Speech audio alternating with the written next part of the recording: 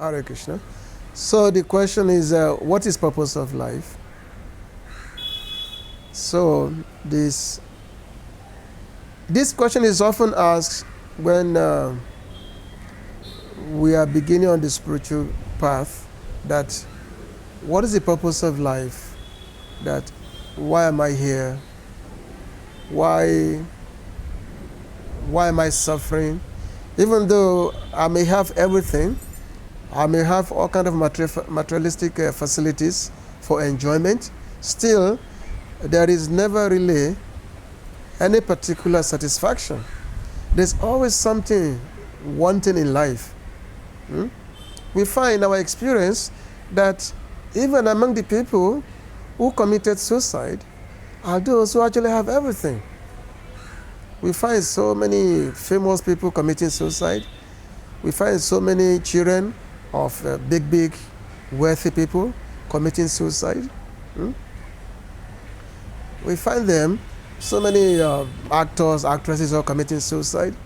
It's not because they don't have. It's not because they don't have, materialistic means to fulfill their sense gratification. It's not that. Because there's something there that is missing. There is something there that is missing in life by which they don't have access to.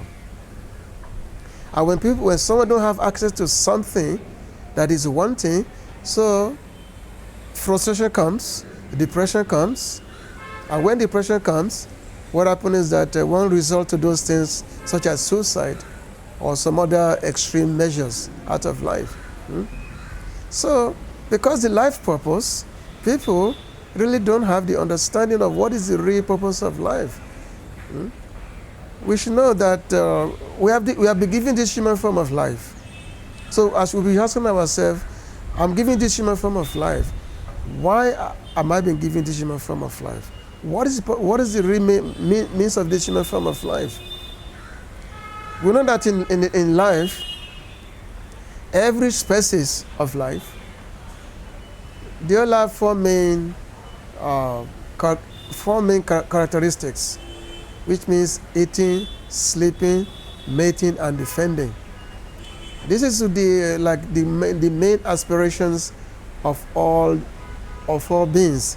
It doesn't matter human beings, animals. It doesn't matter. All the same thing everybody's looking for: eating, sleeping, mating, and defending. And these four necessities of life is there, regardless of what form of life one is in. But however, the human form of life has been given a specific purpose, because the human being has got a higher facility to reason. It can reason by which lower spaces of life cannot. A human being has got the facility to make inquiry into his existence, into his purpose of being. Whereas those in the lower forms of life does not have such facility to make inquiry. So which means if a human being is not making an inquiry into the purpose of his existence, so such a person is not better than an animal. Such a person is simply two-legged animal, dui parapasu, according to the scriptures, the Upanishad. So if a person is not making an inquiry into the purpose of his existence, then such a person is not better than an animal. And such a person has simply misused the real purpose of human life. The purpose of human life is to understand one's existence, is to know one's identity. And to understand one's identity, and to understand that yes, having understood the identity and what should be the activity of such identification. Like in Krishna consciousness, we are told that yes, Krishna is the Supreme Lord, and we, the living entities, we are eternally part and parcel of Krishna. So which means we are part of Krishna. Krishna is the master, and the living entity is the servant of Krishna. He's the supreme master. And being a supreme master, I mean, he's always the master. And the living entity is always the servant. So the living entity is eternally servant of God. Now, when we say the servant of God, it's not the same as the master servant which we have experience of in this material world. Because a master servant is based on exploitation in the material world. The so-called master simply want to exploit the servant. And so the servant, because they know that the master simply want to exploit, so therefore they always finding some different ways by which they want to overcome the master.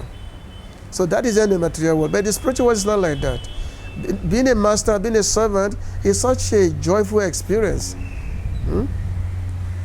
Actually, both the master and the servant, they're actually like one in spirit. There's so much joy is there. The servant is so eager to serve the master. And similarly, also the master is also very eager to serve the servant. So that's based on love, of course. We talk about love. It's based on love in principle. So whereas in the material world, master-servant is based on exploitation, but in the spiritual world, master-servant relationship is based on love. And that's the main criteria. So if a human being can understand this alone, then a human being can be happy.